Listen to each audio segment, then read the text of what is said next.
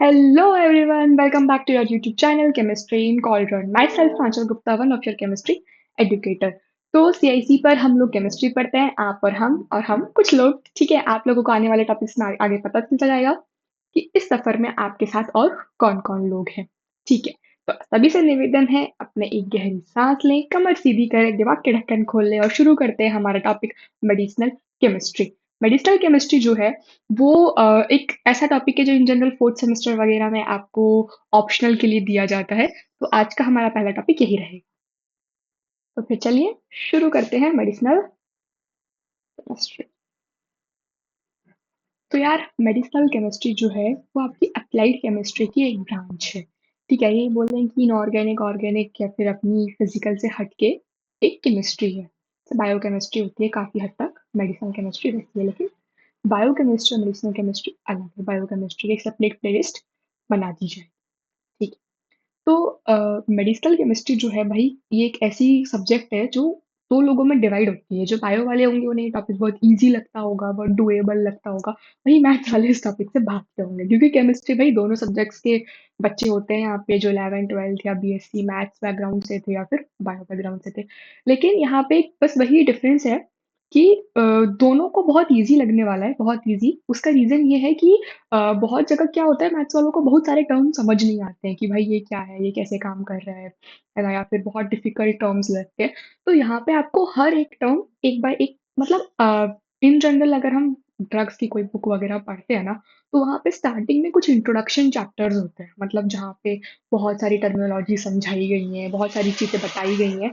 लेकिन यहाँ हम क्या करेंगे, हम सीक्वेंस वाइज सिलेबस की वाइज पढ़ते जाएंगे, और जहाँ भी जो भी टर्म आपको अजीब लगेगी वो आपके लिए वहीं पे राइट कर दी जाएगी या फिर समझा दी जाएगी, ठीक है। तो शुरू करते हैं मेडिसिनल केमिस्ट्री। तो भाई मेडिसिनल केमिस्ट्री में हम आज का पहला लेक्चर है, तो वो इंट्रोडक्शन वाला पार्ट रहेगा। इससे आपको छोटी छोटी चीज़ें समझ आएंगी। एक्चुअल जो लेक्चर है वो कल से शुरू होगा, लेकिन I would request don't skip this lecture.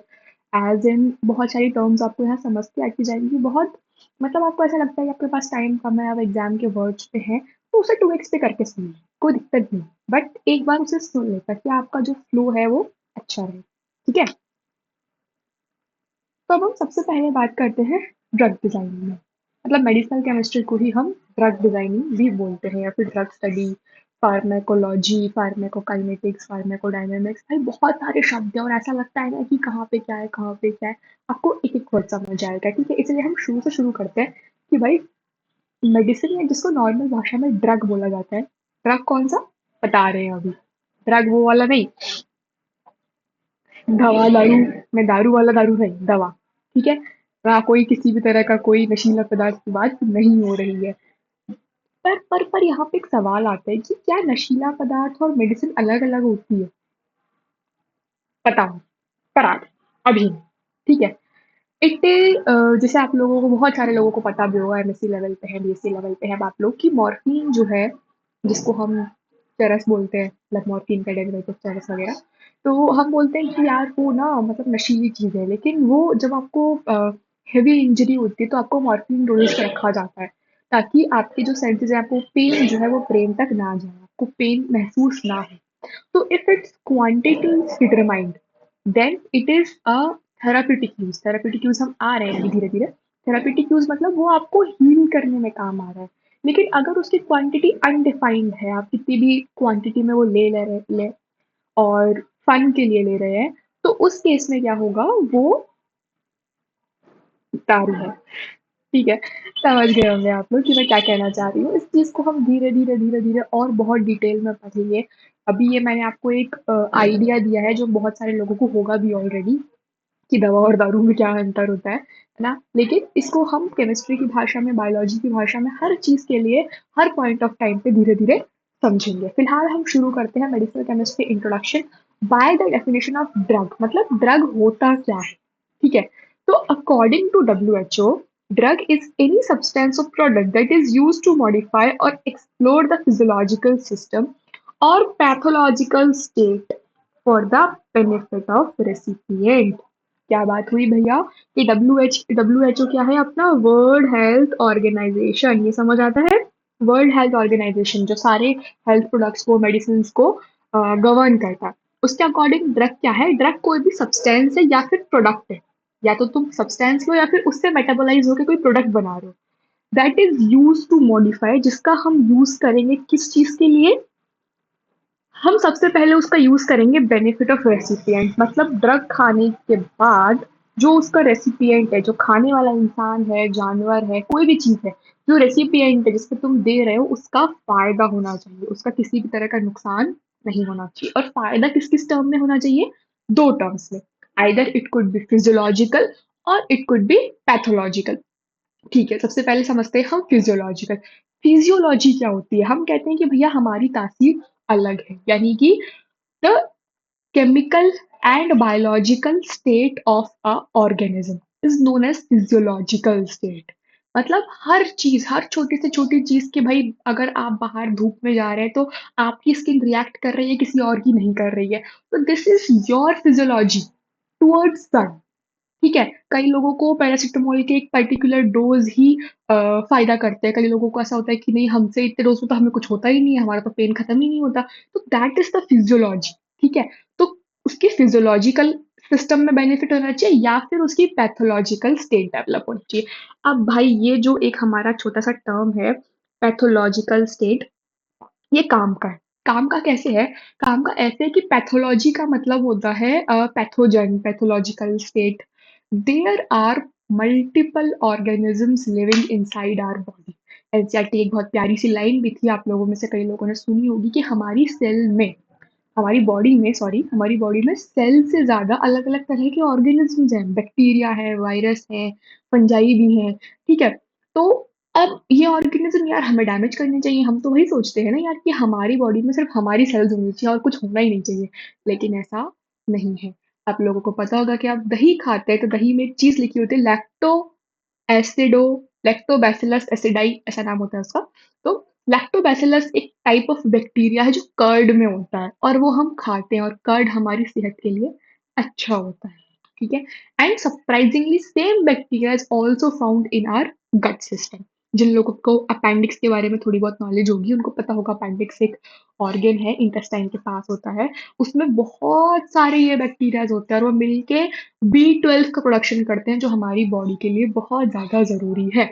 Coming back to my point कि what is pathological state then, any organism, either it could be microorganism, macroorganism, anything that damages us, that provide harm to our body या to any organism is known as pathogen। यानी कि अगर इनमें से कोई bacteria ऐसा है जो हमें नुकसान कर रहा है, तब हम उसको बोलेंगे पैथोजन, और उसकी वजह से जो चेंजेस आ रहे हैं फिजियोलॉजिकल सिस्टम में, उसको हम बोलेंगे pathological state.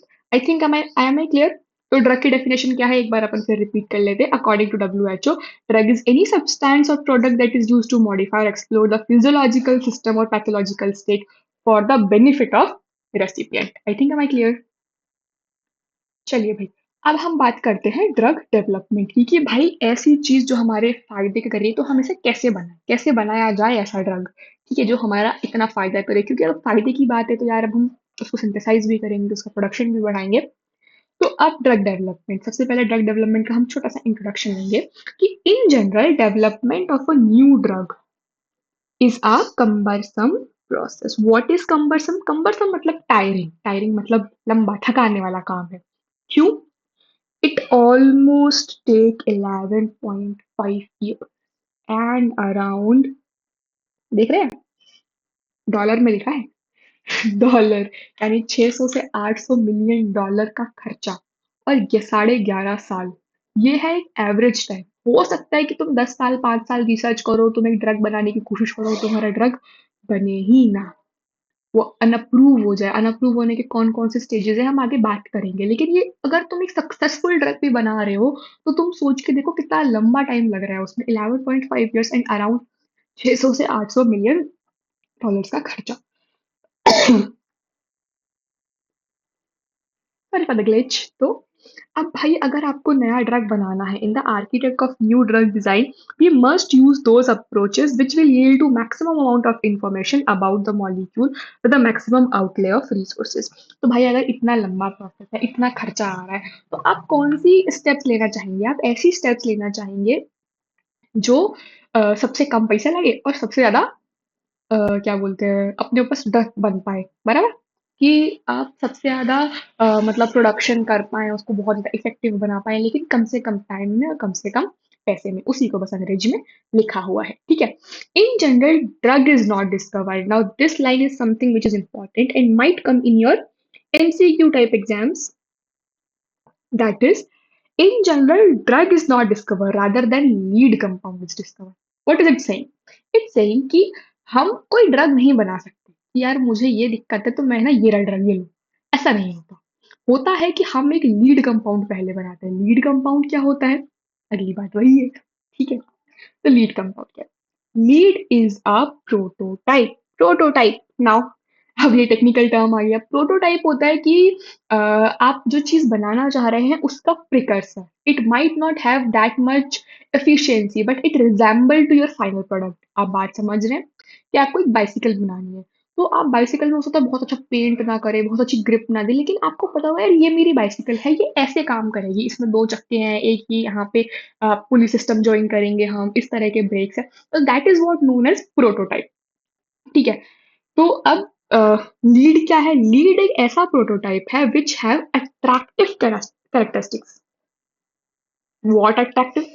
Such as biological and pharmacological characteristics along with some undesirable features. यानी कि हो सकता है कि उसमें कुछ बायोलॉजिकल खूबियां हो, कुछ फार्मेकोलॉजिकल खूबियां हो। अगेन मैंने बात की थी कि ड्रग स्टडी को हम क्या बोलते हैं? फार्मेकोलॉजी भी बोलते हैं, ठीक है। विथ सम अनडिजायरेबल फीचर्स, क्योंकि हो सकता है ना यार आपकी बाइसिकल अभी उतनी खूबसूरत नहीं दिख रही है। आप अगर अपनी बाइसिकल का डिजाइन किसी को दिखाएंगे तो वो बोलेगा यार आप ना इसके अंदर ये चीजें चेंज करो। होता है? होता है नहीं होता? तो वैसा ही होता है एक प्रोटोटाइप। तो लीड भी बिल्कुल वैसा ही है। लीड आप ऐसे समझिए कि ड्रग का एक प्रिकर्सर। प्रिकर्सर नहीं बोल सकते हम उसको। प्रिकर्सर क्या होता है हम आगे फिर बात करेंगे। Use your technical words very carefully because this is how things work. आप आंसर लिख रहे हैं, आपने अगर प्रिकर्सर और प्रोटोटाइप लिखा है, दोनों में बहुत अंतर आ जाता है, ठीक है। आंसर मतलब अभी मैं कॉलेज लेवल पे इतना नहीं कह सकती, लेकिन जब अपन थोड़ा लंबा करते हैं ना, तो आंसर के वर्डिंग बहुत इंपॉर्टेंट होता है, स्पेशली बायोलॉजी में। और मैथ्स वाले बच्चों को ये दिक्कत आती होगी कि यार हम क्या वर्ड्स यूज करें, हम कितना भी पढ़ लें हमारे मार्क्स अच्छे नहीं आते, क्योंकि वो लोग वर्डिंग सही यूज नहीं करते, स्पेशली बायोलॉजिकल फील्ड्स में। प्रिकर्सर क्या होता है हम आगे बहुत डिटेल में डिस्कस करेंगे, लेकिन लीड प्रिकर्सर ना होकर क्या है? एक प्रोटोटाइप है, ठीक है, जिसमें कुछ अच्छी बातें हैं और कुछ बुरी बातें हैं। तो अब ऑब्वियस सी बात है कि भाई ये जो बुरी वाली बातें हैं, अनडिजायरेबल फीचर्स है, उनको हम क्या करेंगे? हटाएंगे। सही है नहीं है? तो भाई यहाँ तक बात समझ आई, ड्रग क्या है और अपना लीड कंपाउंड क्या है। पर अब यहाँ पे एक सवाल आता है कि क्या हमेशा ऐसा होता है या हमेशा ऐसा ही होगा कि पहले लीड आएगा फिर ड्रग आएगा? तो यहाँ पे एक बात आती है, drug discovery without a lead, यानी कि एक ऐसा ड्रग का बनना जिसमें पहले कोई लीड कंपाउंड डिस्कवरी नहीं होती। क्या आपको एक बात समझ आ रही है कि हो सकता है कि यार ये पॉसिबल नहीं है? क्योंकि अगर तुम एक क्या बोलते हैं, प्रोसेस है उसको फॉलो नहीं करोगे तो क्या हुआ होगा? एंड रिजल्ट टाइम पे एक्सीडेंट हुआ होगा यानी कि डिस्कवरी गलती से हुई होगी, ठीक है। हम स्टडी करेंगे the very very famous story of penicillin which is drug discovery without a NEET.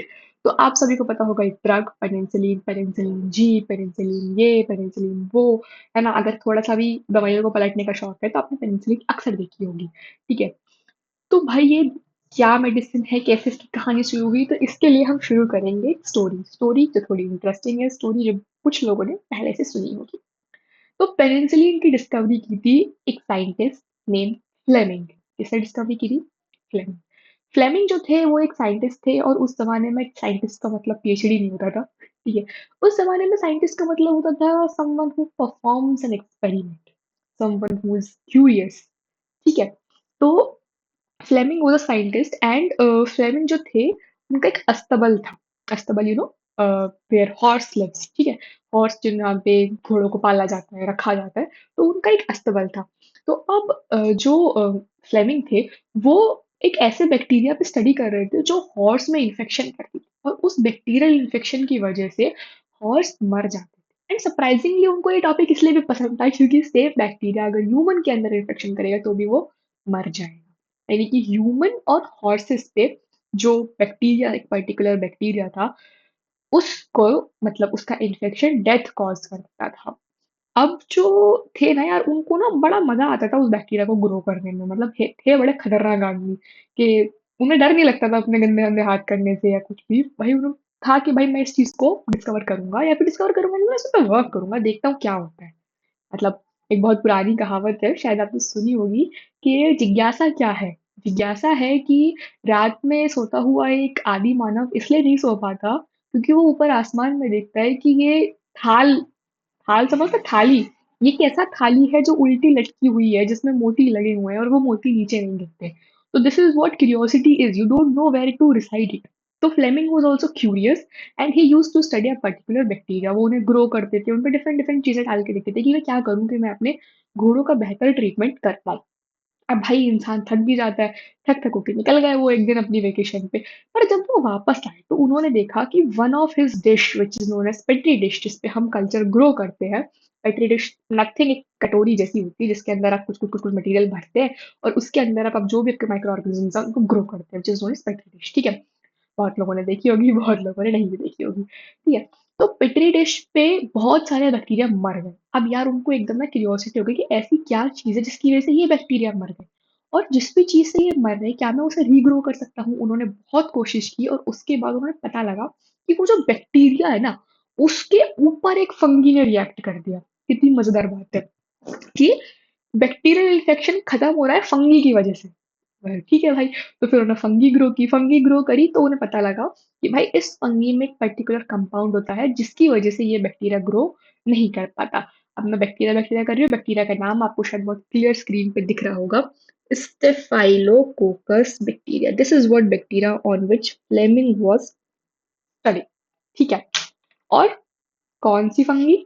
Penicillium notatum. Penicillium notatum वो थी फंगी जिसकी वजह से ये स्टेफाइलोकोकस बैक्टीरिया ग्रो नहीं कर पा रहा था। उन्होंने जब ये डिस्कवर किया तो उन्हें पता लगाया कि फंगी के अंदर ऐसा कौन सा कंपाउंड है जिसकी वजह से ये बैक्टीरिया ग्रो नहीं कर पा रहा है। उस कंपाउंड को आइसोलेट किया और इस तरह से बनी दुनिया की पहली antibiotics which is known as penicillin.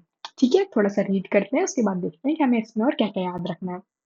So, in 1928, Fleming discovered a drug without a lead, which is known as an accidental discovery. Working on Staphylococcus bacteria, ठीक है, ओके, पॉइंट्स में लिखा हुआ है, petri dish got contaminated by fungi penicillium notatum, bacteria died due to this mould. Mould मतलब और कुछ नहीं अपना प्यारा फंगी। फंगी के क्लस्टर्स को मोल्ड बोलते हैं अपन। ठीक है, Fleming could not get penicillin in a useful clinical form. अब दिक्कत ये हुई ना कि उसने निकाल तो लिया पर उसने क्लिनिकल फॉर्म में नहीं निकाल पाया वो। क्या बात हुई यहाँ पे, अब मैं बताती हूँ कि आपने सुना होगा बहुत सारी कंट्रीज में ऐसा रूल है कि if you are an adult and you're a boy, of course ठीक है, नो कमेंट्स, बट या बहुत सारी कंट्रीज में ऐसा रूल है कि आपको कुछ टाइम के लिए आर्मी में सर्व करना होता है, यानी कि your anything any one like this time पे आप ये वीडियो देख रहे होंगे, बहुत सारे लोगों को पता होगा the very famous K drama lovers या whatever K pop idol, the very famous K pop idol BTS जो है, बीटीएस आर्मी जो है, वो लोग भी आर्मी में सर्व करके आए। क्योंकि वो कंट्री का रूल है यार, वो ऐसा नहीं है कि तुम मतलब बीटीएस हो, तुम बहुत फेमस हो, तुम्हारी वजह से पूरे देश की जीडीपी चल रही है तो तुम्हारे ये रूल बदल दिया जाएगा। हो सकता है उनकी आर्मी ट्रेनिंग वैसी ना हुई हो जैसे नॉर्मल लोगों की होती है, लेकिन उनकी हुई जरूर थी। ठीक है, तो अब जो उस टाइम पे फ्लोरे थे, जब फ्लोरे का ये टाइम आया था, सॉरी फ्लोरे मैं बोल रही हूँ, अपने फ्लेमिंग, फ्लेमिंग जो थे जब वो अपनी आर्मी में सर्व कर रहे थे ना यार, तब वर्ल्ड वॉर 1 हुआ था। और उनको ये पता है कि बहुत सारे सोल्जर्स इसलिए मारे गए थे क्योंकि उनके घाव पे बैक्टीरियल इन्फेक्शन हो गया। ठीक है, तो अब उन्हें पता था कि अगर बैक्टीरिया का इन्फेक्शन हो रहा है, ऐसी कोई चीज बन जाए जो इस इन्फेक्शन को रोक सकती है, तो बहुत सारे जो सोल्जर्स है वो बच सकते हैं। उन्होंने पेनिसिलिन निकाला तो सही, लेकिन उसको यूजफुल क्लिनिकल फॉर्म में नहीं ले पाए। एक बात है यहाँ पे बहुत ध्यान देने वाली कि ऐसा भी क्या हुआ कि तुम्हारे पास कंपाउंड तो है लेकिन तुम उसका ड्रग नहीं बना पा रहे हो। ठीक है, हम आगे बात करेंगे कि एक्चुअल ड्रग कैसे बनता है, इसीलिए आपको ये वाला पॉइंट वहां समझ आएगा कि useful clinical form, compound isolate करना कोई बड़ी बात नहीं है। फॉर एग्जाम्पल मैं एक छोटा सा एग्जाम्पल लूंगी कि नींबू में विटामिन सी होता है। ठीक है, तो क्या हम नींबू डायरेक्ट अपने फेस पे लगा सकते हैं? Might say yes, might say no. Why? Why yes और वाई नो? यस, जिन लोगों की स्किन सेंसिटिव नहीं है वो लोग लगा सकते हैं, फिजियोलॉजी। क्यों लोग नहीं लगा सकते? जिनकी स्किन सेंसिटिव है, विटामिन सी भले उस पे है, लेकिन जो उसके अंदर सिट्रिक एसिड का कंपाउंड है, उसमें से पहले ही स्किन रिएक्ट कर जाएगी और आपका फेस लाल बंदर जैसा हो जाएगा। ठीक है? This topic is very controversial, but I have taken this as an example कि some people are lactose intolerance, जो लैक्टोज मतलब जो दूध जो है वो मैक्सिमम लोगों के लिए बहुत अच्छा है, कई लोग उसके लिए इंटॉलरेंट है, वो नहीं खा सकते लैक्टोज। ठीक है? तो this is how physiology work. You can't give a person कि तुम भाई तुम लैक्टोज इंटॉलरेंस हो, तो तुम लैक्टोज खाओ, तुम अच्छे हो जाओगे। No, you can't. This is not the clinical form. Clinical form में आपको क्या करना पड़ेगा? आपको उस पर्टिकुलर चीज जो है उसमें से लैक्टोज हटाना पड़ेगा, then you could give to your patient. That's physiology is. ठीक है? चलिए इसके बारे में आगे अपन बात करते रहेंगे। ठीक है? तो फ्लेमिंग जो थे भैया वो अपने पेनिसिलिन को यूजफुल क्लिनिकल फॉर्म में नहीं ला पाए। तो फिर कौन लाया? 1940 में फ्लोरे जो थे, ये भी एक साइंटिस्ट है, ऑक्सफोर्ड में पढ़ते थे, जिन्होंने पेनिसिलिन को यूजफुल क्लिनिकल फॉर्म में कन्वर्ट किया। और फिर ये बाद में आगे वर्ल्ड वॉर टू में बहुत ज्यादा काम आया और मिलियंस ऑफ सोल्जर्स की जान बचाई। ठीक है? ये तो हो गई भाई कहानी वाली पार्ट। आई होप कहानी सबको क्लियर होगी। अब हम बात करते हैं स्ट्रक्चर ऑफ पेनिसिलिन की। अब भाई पेनिसिलिन की स्ट्रक्चर थोड़ी सी डिफिकल्ट है, but I have tried very much कि आप लोगों को ये समझ आए। चलिए, याद करने के लिए छोटे छोटे ट्रिक होते हैं। सबसे पहले देखिए, सबसे पहले एक एल्डिहाइड बनाइए। ठीक है? एल्डिहाइड में एच की जगह एच के साथ एन चिपकाइए। फिर एक 4 मेंबर रिंग बनाइए। फिर एक 5 मेंबर रिंग बनाइए। इधर लगाया ओ, इधर लगाया एन, इधर लगाया एस। बस same।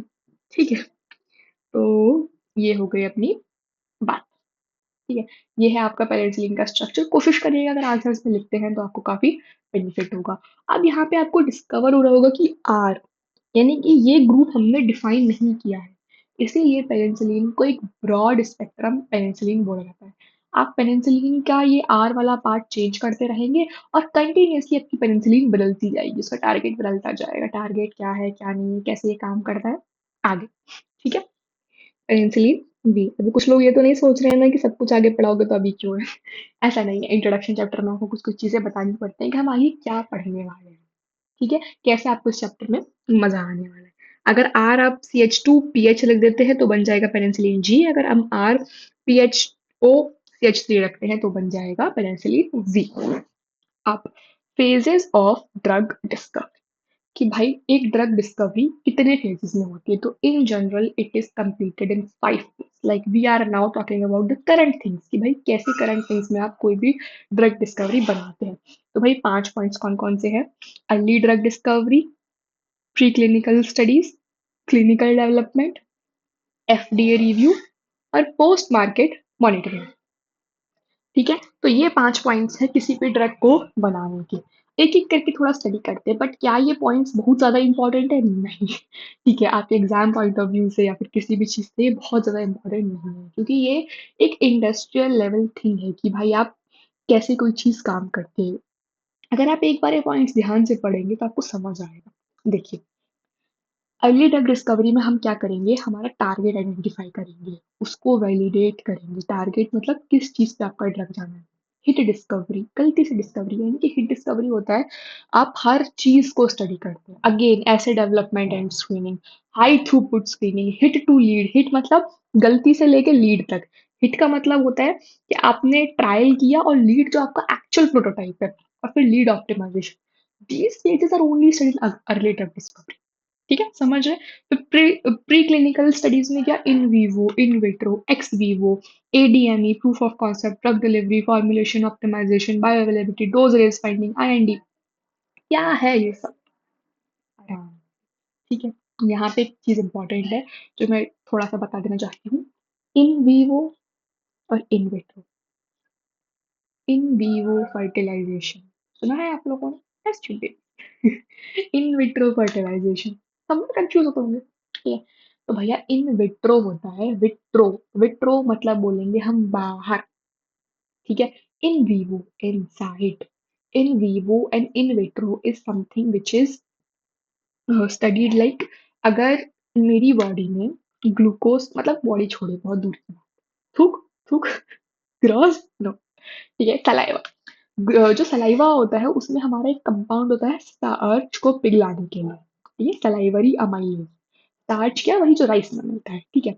यानी कि अगर आप एक टेस्ट ट्यूब में आपका थोड़ा सा सलाइवा इकट्ठा करें और बॉइल्ड राइस डालें, तो 30% of the rice which is starch will get digested.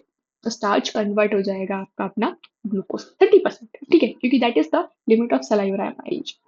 लेकिन जब ये रिएक्शन मेरे मुंह में हो रही है, तो it is in vivo, while the same reaction with same components are performing in a test tube is known as in vitro। ठीक है, समझ आया। तो अभी मैंने एक शब्द बोला था, इन विट्रो फर्टिलाइजेशन। क्या होता है, ऐसा नहीं होता कि टेस्ट ट्यूब में पूरा बेबी आपने ग्रो कर दिया। This is not how science works. क्या होता है भाई, अपने स्पर्म लिए, अपने ओवरी ली, सॉरी माय बैड, ओवम लिया, यानी स्पर्म लिया और ओवम लिया, मेल कंपोनेंट और फीमेल कंपोनेंट। आपने उन्हें रेस्पेक्टिव मेल और रेस्पेक्टिव फीमेल की बॉडी से आइसोलेट किया। उस आइसोलेशन के बाद आप उनको एक टेस्ट ट्यूब में, यानी कि एक आर्टिफिशियल एनवायरनमेंट में फ्यूज करवाते हैं, ठीक है। उसको हम बोलते हैं इन विट्रो फर्टिलाइजेशन। पर जैसे ही वो फ्यूज हुए, जैसे एक छोटी सी सेल लाइक स्ट्रक्चर बनी, जायगोट बना, हम उसको वापस वुमेन की बॉडी में इम्प्लांट कर देते हैं, ठीक है। That's how it works. It's not like कि आपने पूरा बेबी टेस्ट ट्यूब में ग्रो कर दिया, ऐसा नहीं होगा, ठीक है। आपको प्लेसेंटा लगेगी, आपको मम्मा लगेंगी, ठीक है। चलिए, इस बारे में और आगे बात करते हैं, कोई दिक्कत नहीं है। अभी हम आगे बात करते हैं एडीएमई। एडीएमई तो इन विट्रो इन वीवो समझ आ गया। एक्स वीवो क्या है? वीवो मतलब इनसाइड, लेकिन एक्स वीवो मतलब किसी और के। एक्स समझते हैं ना, कोई और, ठीक है। तो एक्स वीवो मतलब कि आपको ट्राई करना है मेरे ऊपर, लेकिन आप मुझ पे नहीं, मेरे चूहे पे ट्राई करना। चूहा, उसको हम करेंगे x Vivo analysis. This is for preclinical studies.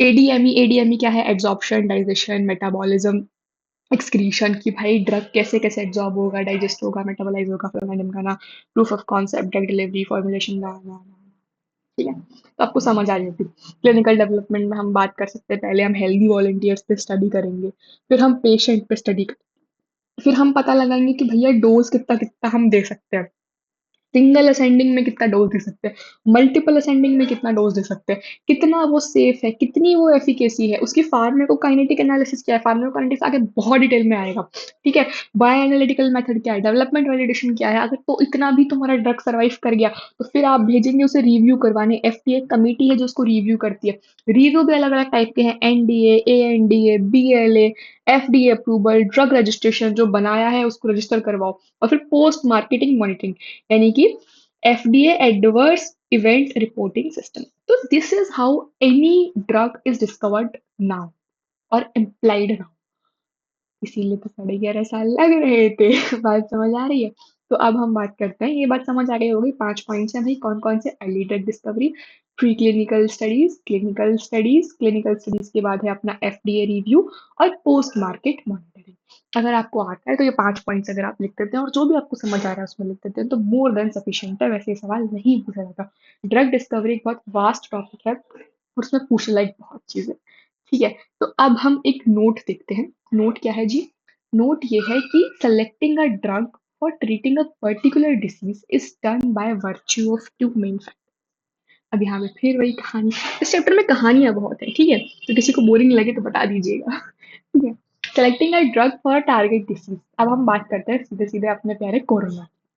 तो भाई जब कोरोना आया, नया नया आया, तो बहुत नया आया होगा, तब आप लोगों को पता लग गया था। कोविड 19 में इसकी डिस्कवरी हो गई थी कि भैया बैट में से एक निकला है वायरस, और वो वायरस बहुत सारे लोगों को, बहुत सारे ऑर्गेनिज्म को इन्फेक्ट कर सकता है, ठीक है। तो अब आपको क्या बोलते हैं, उसको ट्रीट करना था। 19 से शुरू हो गई थी कहानी ट्रीटमेंट की। जैसे ही वायरस आया, हम इतना देर नहीं लगाते कि पहले वो पूरा पैंडेमिक बन जाए फिर हम करेंगे, ठीक है। डिस्कवरी शुरू हो चुकी थी। सबसे पहले हमने क्या आइडेंटिफाई किया कि हमारा पैथोजन क्या है। क्यों आइडेंटिफाई करना जरूरी है कि पैथोजन क्या है? क्या फर्क पड़ जाता हमें कि कोरोना बैक्टीरिया या वायरस है? करते हैं। बात ऐसी है कि बहुत सारे बच्चों को पता होगा, आगे बहुत सारों को नहीं पता होगा। बताना मेरे लिए बहुत जरूरी है। जरूरी इसलिए है कि कोविड का जो था pandemic, that was because of virus, and virus is a link, connecting link between living and organ non living organism. बहुत सारे लोगों को चीज पता होगी कि वायरस जो है वो अगर आपकी बॉडी के बाहर है तो वो इनएक्टिव है, वो नॉन लिविंग है, लेकिन अगर आपकी बॉडी के अंदर है तो वो लिविंग है। How does it work? बाकी सारे बैक्टीरिया बाहर भी जिंदा है, अंदर भी जिंदा है, फंजाई बाहर भी जिंदा है, अंदर भी जिंदा है, ठीक है। लेकिन वायरस इकलौता ऐसा है। तो वायरस जो सेल वॉल होती है बहुत प्यारी होती है, वो सेल वॉल अंदर जाती है, हमारी सेल वॉल से इंटैक्ट करती है, हमारा डीएनए, जो सॉरी वायरस का डीएनए वो हमारे डीएनए में इंजेक्ट करती है, और वो काम कराना चाहती है जो वायरस है। इट इज लिटरली लाइक घर में घुस के तुम्हें मारेंगे ठीक है। तो वायरस वही करता है, आपकी सेल को इन्वेड करता है, और जो काम उसे करवाना है वो आपकी सेल से करवाता है, आपकी एनर्जी से करवाता है, आपके फूड से करवाता है। तो इसीलिए इन जनरल भी कोई ऐसा नहीं, कोविड इकलौता कोई बहुत तगड़ा टुकड़ा वायरस था। नहीं, वायरस को ट्रीट करना मुश्किल होता है, क्योंकि वो बाहर नॉन लिविंग है, अंदर वो लिविंग है। तो मजेदार बात ये भी है ना कि वो अपने डीएनए को बहुत जल्दी चेंज कर लेता है। तो बैक्टीरिया का एक पर्टिकुलर डीएनए है, बहुत जल्दी नहीं बदलता, लेकिन वायरस अपने डीएनए को बहुत जल्दी बदल लेता है। ठीक है, तो तुमने उसको मान लो एक दवाई डाली, उसको पता लग गया अच्छा मेरे बेटे में वो है ही नहीं, कर लो जो करना है। ठीक है, क्या करना है, क्या मैं बोल रही हूँ, बहुत रफ लैंग्वेज यूज कर रही हूँ, बट आगे बहुत हम डिटेल में बात करेंगे, how what is a receptor, how does it work. ठीक है, आपको कभी भी लगे कि भाई ये वाली चीज मैंने छोड़ दी है, कोई भी चीज है, आप उसको लिजिट कमेंट में पिन कर सकते हैं, हम उसके लिए प्रॉपर वीडियोस बनाएंगे। ठीक है, तो अब मेरी स्टोरी कहाँ रेलेवेंट है? मेरी स्टोरी यहाँ रेलेवेंट है कि अगर आपको कोई ड्रग बनाना है तो सबसे पहले आपको ड्रग टारगेट आइडेंटिफाई करना पड़ेगा कि भाई तुम्हारा टारगेट क्या है। और टारगेट में भी ऐसा है कि तुम टारगेट का भी क्या टारगेट है, भाई वायरस माइक्रोन स्ट्रक्चर चाहिए, लेकिन माइक्रोन में तुम कहाँ इंटैक्ट करोगे? उसके सेल वॉल पे करोगे, उसकी सेल मेम्ब्रेन पे करोगे, उसके डीएनए पे करोगे। तो इन जनरल कोई भी केमिकल स्ट्रक्चर, हम बायो ऑर्गेनिक में भी बात करेंगे, माय बैड, कि कोई भी बायोलॉजिकल स्ट्रक्चर जो है वो मेनली चार पांच चीजों की बनी होती है। Either it could be carbohydrate, or it could be protein, or either it could be lipid which is known as fat, or either it could be nucleic acid. तो यू हैव टू आइडेंटिफाई कि तुम्हारा target इन चार पांच चीजों में से कहाँ जाके बाइंड करेगा। ठीक है, इंपॉर्टेंट है ये, उसी अकॉर्डिंग आप अपने रिसेप्टर वगैरह सेट कर सकते हैं। एंड ड्रग मेटाबॉलिज्म, यानी कि अब जब ड्रग वहां पहुंच गया वहां पे, तो वो कैसे ट्रैवल करेगा, कैसे उस पे परफॉर्म करेगा, क्या इफेक्ट्स दिखाएगा, और कहीं ऐसा तो नहीं है इफेक्ट दिखाने के बाद कोई दिक्कत हो रही हो। ठीक है, तो अब हम एक बार इसको रीड कर लेते हैं कि selecting a drug for treating a particular disease is done by virtue of two main factors. What? क्या factors हैं भाई?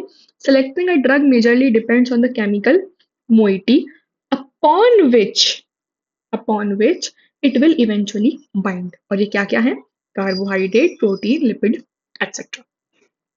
फिर हम बात करते हैं ड्रग मेटाबॉलिज्म की, यानी कि drug travel through body and reaches it's target and perform its function and eventually gate excreted. वही है, ड्रग आएगा, एब्सॉर्ब होगा, अपना परफॉर्म करेगा, फिर एक्सक्रीट होगा, और फिर क्या करेगा बॉडी से बाहर, और एक्सक्रीट कोई बोलते हैं अपन, बॉडी से बाहर निकल जाएगा। ठीक है, तो ये फेजेस हैं एडीएमई, हम आगे भी स्टडी करेंगे। ठीक है, from the body to avoid any toxication, यानी कि कहीं ऐसा तो नहीं हो रहा कि भाई वो बॉडी के अंदर ही रह गया और टॉक्सिक इफेक्ट प्रोड्यूस कर रहा है, तो हमें उस चीज का भी बहुत ज्यादा ध्यान रखना पड़ेगा। ठीक है, तो I hope I am clear. ठीक है, so I hope you like the video, आज के लिए इतना ही। आई होप इंट्रोडक्शन वीडियो आपको पसंद आया हो, सब सारी चीजें क्लियर हुई हो, स्टोरीज पसंद आई हो, बोरिंग ना लगी हो। So hit like if you like the session, do comment your favorite part and your doubts, of course, that is the most important. Press the subscribe button and the bell icon so that you would never miss any updates. Thank you for watching.